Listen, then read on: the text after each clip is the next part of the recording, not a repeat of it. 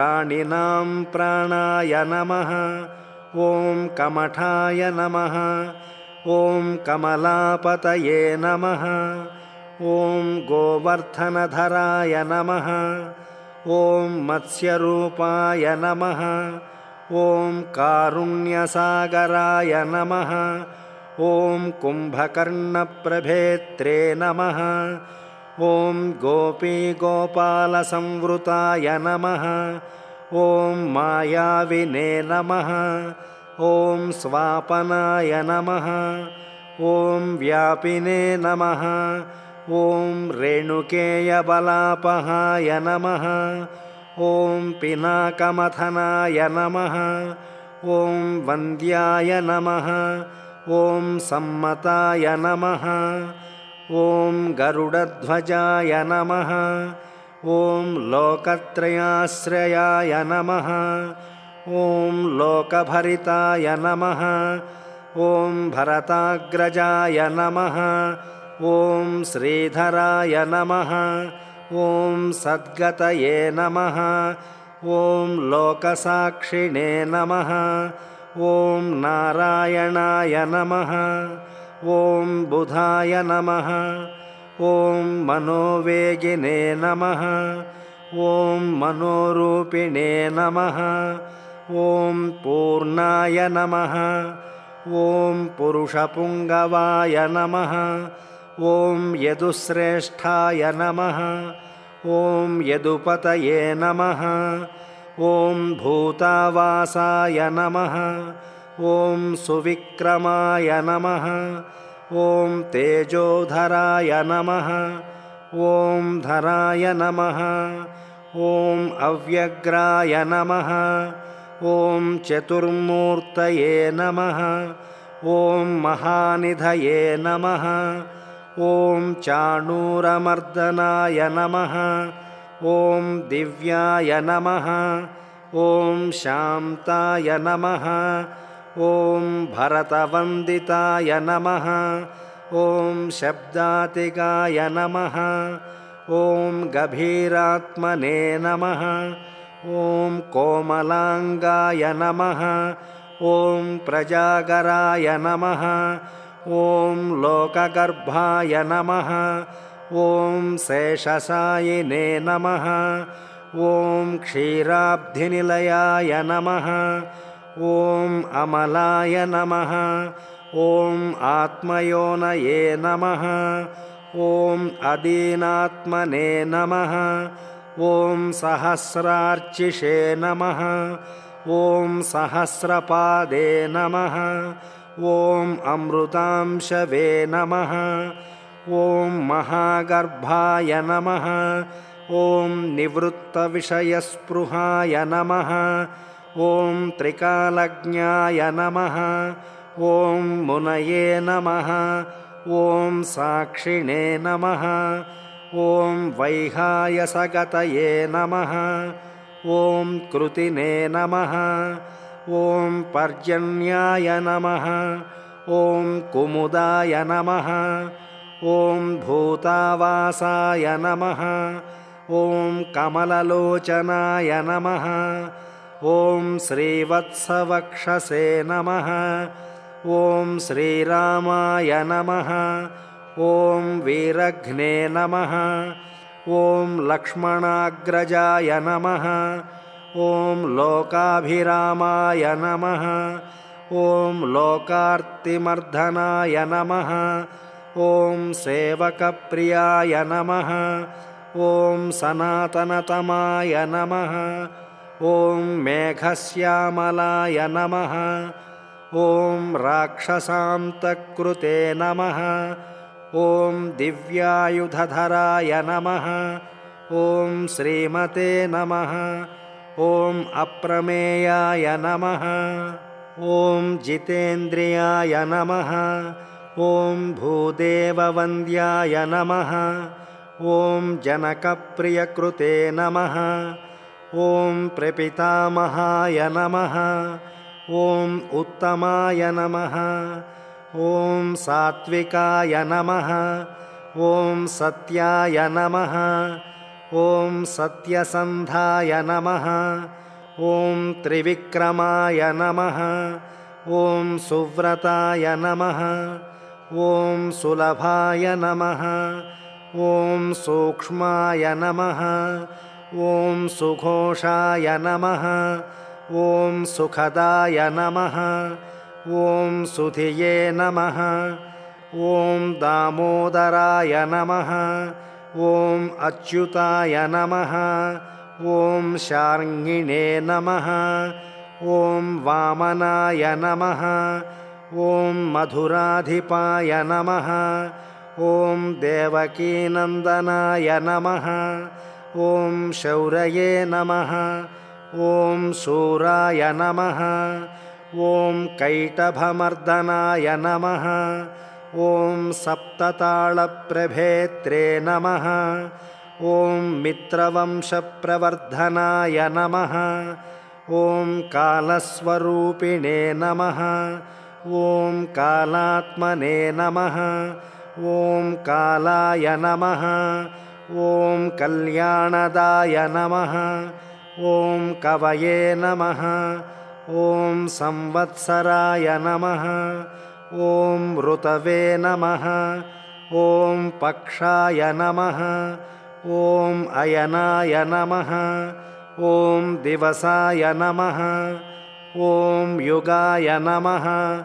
ॐ स्तव्याय नमः। ॐ विविक्ताय नमः। ॐ निर्लेपाय नमः। ॐ सर्वव्यापिने नमः। ॐ निराकुलाय नमः। ॐ रसाय नमः। ॐ रसज्ञाय नमः। ॐ सारज्ञाय नमः। ॐ लोकसाराय नमः। ॐ रसात्मकाय नमः। ॐ सर्वदुःखातिगाय नमः। ॐ विद्याराशये नमः। ॐ परमगोचराय नमः। ॐ शेषाय नमः। ॐ विशेषाय नमः। ॐ विगतकल्मषाय नमः। ॐ रघुनायकाय नमः। ॐ वर्णश्रेष्ठाय नमः। ॐ वर्णबाह्याय नमः। ॐ वर्ण्याय नमः। ॐ अवर्ण्यगुणोज्ज्वलाय नमः। ॐ कर्मसाक्षिणे नमः। ॐ अमरश्रेष्ठाय नमः। ॐ देवासुरनमस्कृताय नमः। ॐ देवादिदेवाय नमः। ॐ देवर्षये नमः। ॐ देवासुरवरप्रदाय नमः। ॐ सर्वदेवमयाय नमः। ॐ चक्रिणे नमः। ॐ शार्ङ्गपाणये नमः। ॐ अनुत्तमाय नमः। ॐ मनसे नमः। ॐ बुद्धये नमः। ॐ अहङ्काराय नमः। ॐ प्रकृतये नमः। ॐ पुरुषाय नमः। ॐ अव्ययाय नमः। ॐ अहल्यापावनाय नमः। ॐ स्वामिने नमः। ॐ पितृभक्ताय नमः। ॐ वरप्रदाय नमः। ॐ न्यायाय नमः। ॐ नयधराय नमः। ॐ श्रीमते नमः। ॐ नयाय नमः। ॐ नगधराय नमः। ॐ ध्रुवाय नमः। ॐ लक्ष्मीविश्वम्भराभर्त्रे नमः। ॐ देवेन्द्राय नमः। ॐ बलिमर्दनाय नमः। ॐ बाणारिमर्दनाय नमः। ॐ यज्विने नमः। ॐ अनुत्तमाय नमः। ॐ मुनिसेविताय नमः। ॐ देवाग्रण्यै नमः। ॐ परध्यानतत्पराय नमः। ॐ परमाय नमः। ॐ परस्मै नमः। ॐ सामगानप्रियाय नमः। ॐ अक्रूराय नमः ॐ पुण्यकीर्तये नमः ॐ सुलोचनाय नमः ॐ पुण्याय नमः ॐ पुण्याधिकाय नमः ॐ पूर्वस्मै नमः ॐ पूर्णाय नमः ॐ पूरयित्रे नमः ॐ रवये नमः ॐ जटिलाय नमः ॐ कल्मषध्वान्तप्रभञ्जनविभावसवे नमः ॐ अव्यक्तलक्षणाय नमः ॐ अव्यक्ताय नमः ॐ दशास्यद्विपकेसरिणे नमः ॐ कलानिधये नमः ॐ कलारूपाय नमः ॐ कमलानन्दवर्धनाय नमः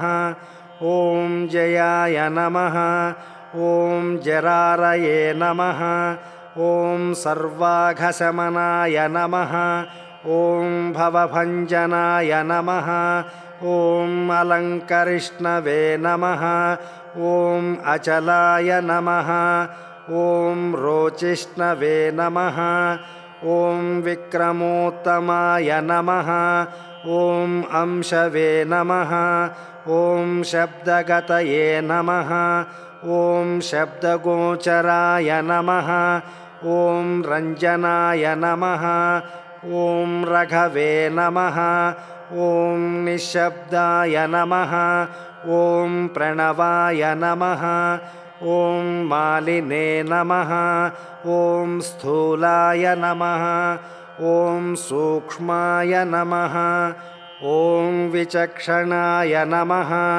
ॐ आत्मयोनये नमः ॐ अयोनये नमः ॐ सप्तजिह्वाय नमः ॐ सहस्रपादे नमः ॐ सनातनतमाय नमः ॐ स्रग्विणे नमः ॐ पेशलाय नमः ॐ जनिनाम्बराय नमः ॐ शक्तिमते नमः ॐ शङ्खभृते नमः ॐ नाथाय नमः ॐ गदापद्मरथाङ्गभृते नमः ॐ निरीहाय नमः ॐ निर्विकल्पाय नमः ॐ चिद्रूपाय नमः ॐ जितसाध्वसाय नमः ॐ शताननाय नमः ॐ सहस्राक्षाय नमः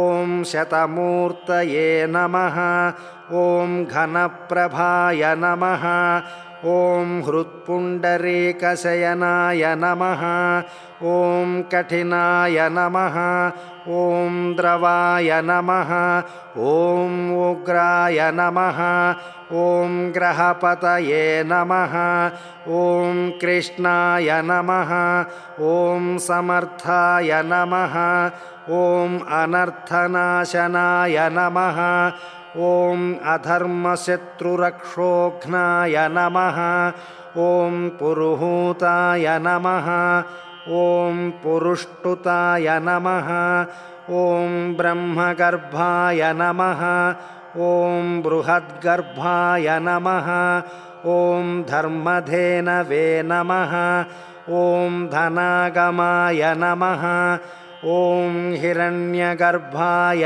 नमः ॐ ज्योतिष्मते नमः ॐ सुललाटाय नमः ॐ सुविक्रमाय नमः ॐ पितृपूजारताय नमः ॐ भवानीप्रियकृते नमः ॐ वसिने नमः ॐ नराय नमः ॐ नारायणाय नमः ॐ रामाय नमः ॐ कपर्दिने नमः ॐ नीललोहिताय नमः ॐ उग्राय नमः ॐ पशुपतये नमः ॐ स्थाणवे नमः ॐ विश्वामित्राय नमः ॐ द्विजेश्वराय नमः ॐ मातामहाय नमः ॐ मातरिश्वने नमः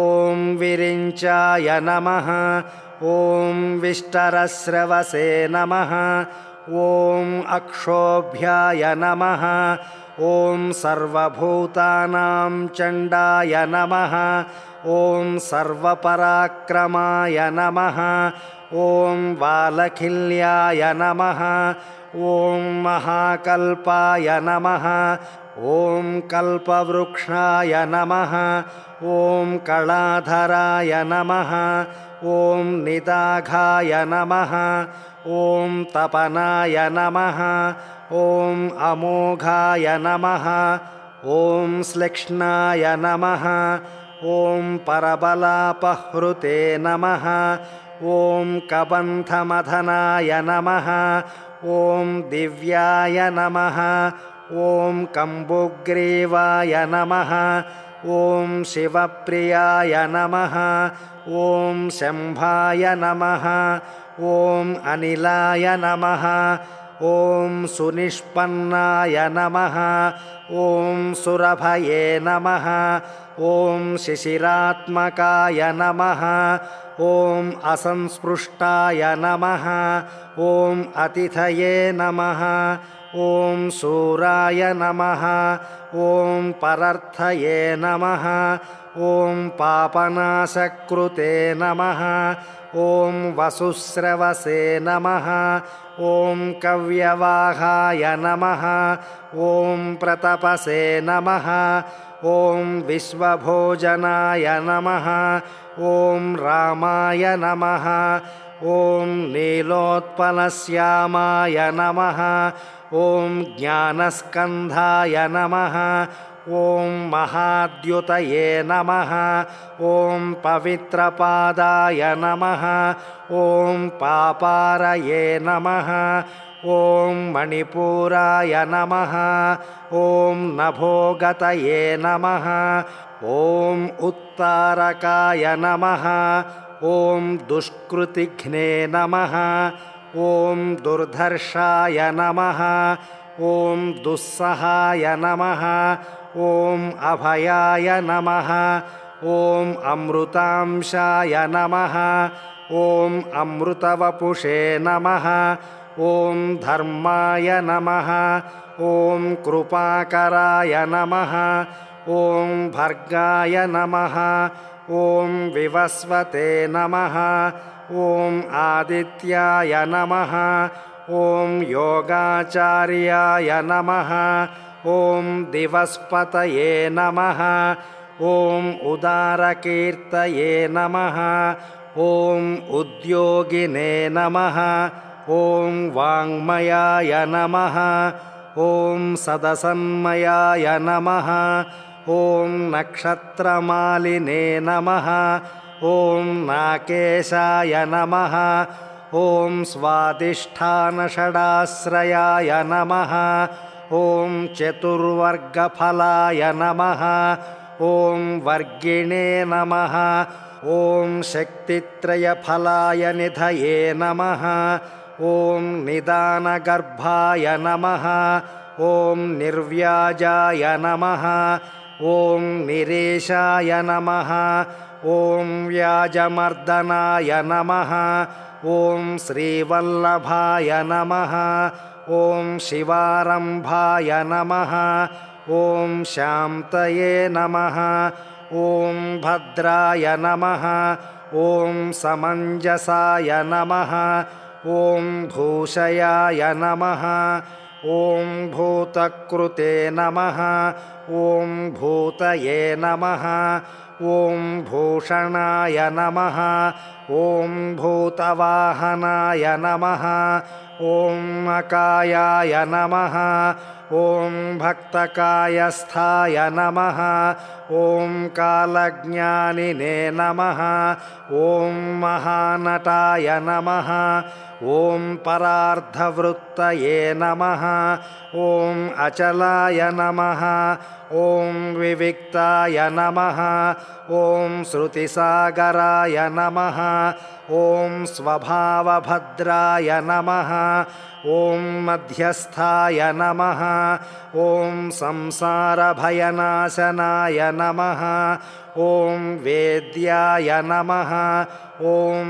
वैद्याय नमः ॐ वियद्गोप्त्रे नमः ॐ सर्वामरमुनीश्वराय नमः ॐ सुरेन्द्राय नमः ॐ करणाय नमः ॐ कर्मणे नमः ॐ कर्मकृते नमः ॐ कर्मिणे नमः ॐ अधोक्षजाय नमः ॐ धैर्याय नमः ॐ अग्रधुर्याय नमः ॐ धात्रेशाय नमः ॐ संकल्पाय नमः ॐ शर्वरीपतये नमः ॐ परमार्थगुरवे नमः ॐ वृद्धाय नमः ॐ शुचये नमः ॐ आश्रितवत्सलाय नमः ॐ विष्णवे नमः ॐ जिष्णवे नमः ॐ विभवे नमः ॐ यज्ञाय नमः ॐ यज्ञेशाय नमः ॐ यज्ञपालकाय नमः ॐ प्रभविष्णवे नमः ॐ ग्रसिष्णवे नमः ॐ लोकात्मने नमः ॐ लोकभावनाय नमः ॐ केशवाय नमः ॐ केशिघ्ने नमः ॐ काव्याय नमः ॐ कवये नमः ॐ कारणकारणाय नमः ॐ काव्यकर्त्रे नमः ॐ कलाशेषाय नमः ॐ वासुदेवाय नमः ॐ पुरुष्टुताय नमः ॐ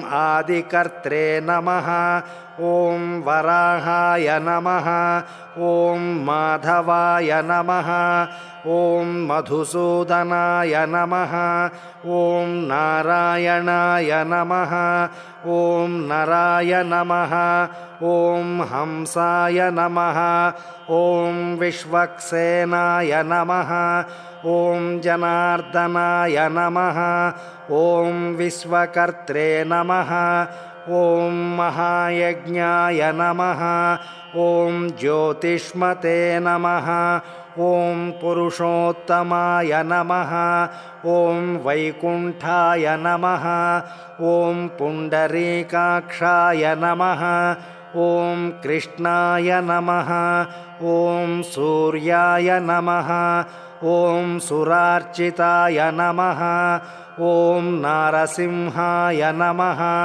ॐ महाभीमाय नमः ॐ वज्रदंष्ट्राय नमः ॐ नखायुधाय नमः ॐ आदिदेवाय नमः ॐ जगत्कर्त्रे नमः ॐ योगेशाय नमः ॐ गरुडध्वजाय नमः ॐ गोविन्दाय नमः ॐ गोपतये नमः ॐ गोप्त्रे नमः ॐ भूपतये नमः ॐ भुवनेश्वराय नमः ॐ पद्मनाभाय नमः ॐ हृषीकेशाय नमः ॐ धात्रे नमः ॐ दामोदराय नमः ॐ प्रभवे नमः ॐ त्रिविक्रमाय नमः ॐ त्रिलोकेशाय नमः ॐ ब्रह्मेशाय नमः ॐ प्रीतिवर्धनाय नमः ॐ वामनाय नमः ॐ दुष्टदमनाय नमः ॐ गोविन्दाय नमः ॐ गोपवल्लभाय नमः ॐ भक्तप्रियाय नमः ॐ अच्युताय नमः ॐ सत्याय नमः ॐ सत्यकीर्तये नमः ॐ धृतये नमः ॐ स्मृतये नमः ॐ कारुण्याय नमः ॐ करुणावासाय नमः ॐ पापघ्ने नमः ॐ शान्तिवर्धनाय नमः ॐ सन्न्यासिने नमः ॐ शास्त्रतत्त्वज्ञाय नमः ॐ मन्दराद्रिनिकेतनाय नमः ॐ बदरीनिलयाय नमः ॐ शान्ताय नमः ॐ तपस्विने नमः ॐ वैद्युतप्रभाय नमः ॐ भूतावासाय नमः ॐ गुहावासाय नमः ॐ श्रीनिवासाय नमः ॐ श्रियः पतये नमः ॐ तपोवासाय नमः ॐ मुदावासाय नमः ॐ सत्यावासाय नमः ॐ सनातनाय नमः ॐ पुरुषाय नमः ॐ पुष्कराय नमः ॐ पुण्याय नमः ॐ पुष्कराक्षाय नमः ॐ महेश्वराय नमः ॐ पुण्यमूर्तये नमः ॐ पुराणज्ञाय नमः ॐ पुण्यदाय नमः ॐ पुण्यवर्धनाय नमः ॐ शङ्खिने नमः ॐ चक्रिणे नमः ॐ गद्गिने नमः ॐ शारङ्गिणे नमः ॐ लाङ्गलिने नमः ॐ मुसलिने नमः ॐ हलिने नमः ॐ किरीटिने नमः ॐ कुण्डलिने नमः ॐ हरिणे नमः ॐ मेखलिने नमः ॐ कवचिने नमः ॐ ध्वजिने नमः ॐ योध्रे नमः ॐ जेत्रे नमः ॐ महावीर्याय नमः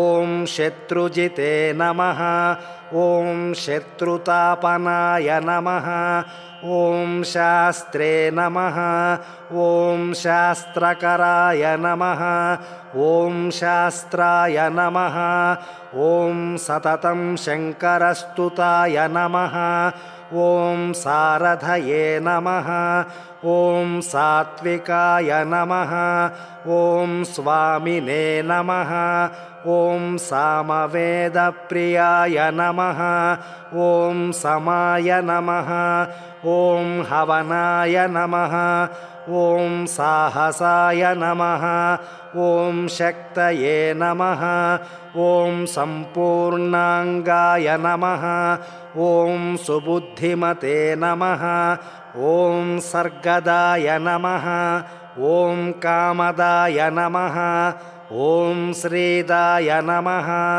ॐ कीर्तिदाय नमः ॐ अकीर्तिनाशनाय नमः ॐ मोक्षदाय नमः ॐ पुण्डरीकाक्षाय नमः ॐ क्षीराब्धिकृतकेतनाय नमः ॐ सर्वात्मने नमः ॐ सर्वलोकेशाय नमः ॐ प्रेरकाय नमः ॐ पापनाशनाय नमः ॐ सर्वदेवाय नमः ॐ जगन्नाथाय नमः ॐ सर्वलोकमहेश्वराय नमः ॐ सर्गस्थित्यन्तकृते नमः ॐ देवाय नमः ॐ सर्वलोकसुखावहाय नमः ॐ अक्षय्याय नमः ॐ शाश्वताय नमः ॐ अनन्ताय नमः ॐ क्षयवृद्धिविवर्जिताय नमः ॐ निर्लेपाय नमः ॐ निर्गुणाय नमः ॐ सूक्ष्माय नमः ॐ निर्विकाराय नमः ॐ निरञ्जनाय नमः ॐ सर्वोपाधिविनिर्मुक्ताय नमः ॐ सत्तामात्रव्यवस्थिताय नमः ॐ अधिकारिणे नमः ॐ विभवे नमः ॐ नित्याय नमः ॐ परमात्मने नमः ॐ सनातनाय नमः ॐ अचलाय नमः ॐ निर्मलाय नमः ॐ व्यापिने नमः ॐ नित्यतृप्ताय नमः ॐ निराश्रयाय नमः ॐ श्यामाय नमः ॐ यूने नमः ॐ लोहिताक्षाय नमः ॐ दीप्तास्याय नमः ॐ मितभाषणाय नमः ॐ आजानुबाहवे नमः ॐ सुमुखाय नमः ॐ सिंहस्कन्धाय नमः ॐ महाभुजाय नमः ॐ सत्यवते नमः ॐ गुणसम्पन्नाय नमः ॐ स्वयं तेजसे नमः ॐ सुदीप्तिमते नमः ॐ कालात्मने नमः ॐ भगवते नमः ॐ कालाय नमः ॐ कालचक्रप्रवर्तकाय नमः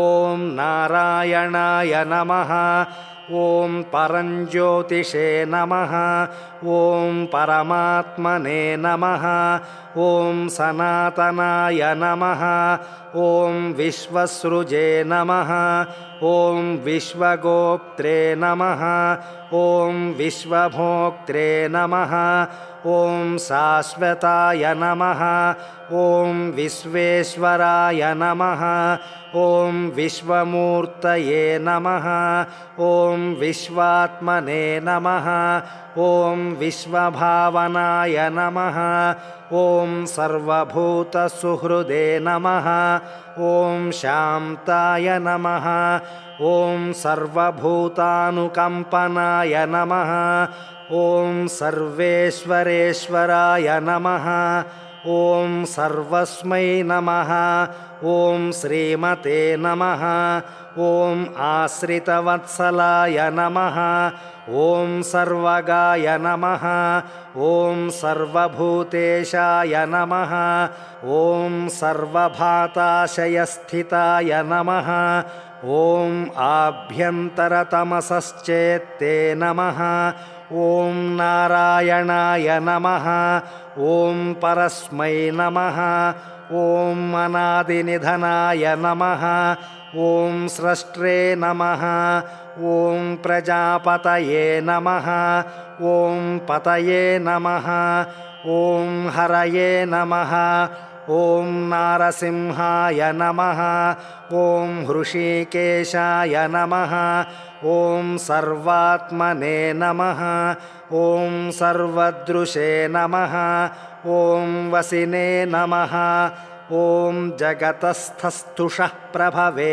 नमः ॐ नेत्रे नमः ॐ सनातनाय नमः ॐ कर्त्रे नमः ॐ धात्रे नमः ॐ विधात्रे नमः ॐ सर्वेषां प्रभवे नमः ॐ ईश्वराय नमः ॐ सहस्रमूर्तये नमः ॐ विश्वात्मने नमः ॐ विष्णवे नमः ॐ विश्वदृशे नमः ॐ अव्ययाय नमः ॐ पुराणपुरुषाय नमः ॐ सहस्राक्षाय नमः ॐ सहस्रपदे नमः ॐ तत्त्वाय नमः ॐ नारायणाय नमः ॐ विष्णवे नमः ॐ वासुदेवाय नमः।